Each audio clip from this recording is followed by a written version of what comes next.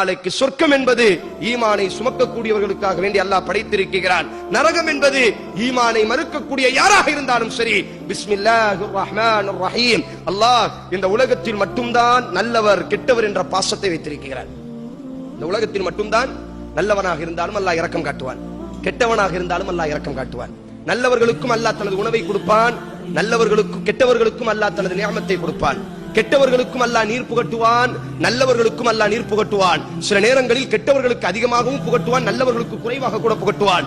ஆனால் இந்த உலகம் அழிந்து நாளைக்கு மறுமையில் அல்லாஹ்வுக்கு முன்னால் எழுந்து நின்று விட்டால் அர் ரஹீம், நல்லவர்களுக்கு மட்டும் இரக்கம் காட்டக்கூடியவனாக மாறிவிடுவான்.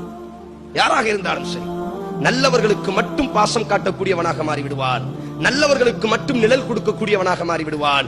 நல்லவர்களுக்கு மட்டும் தங்கக்கூடிய இடத்தை கொடுப்பவனாக மாறிவிடுவான். கெட்டவர் யாராக இருந்தாலும் சரி, எவ்வளவு பின்பலம் எவ்வளவு உயர்வாக இருந்தாலும் சரி,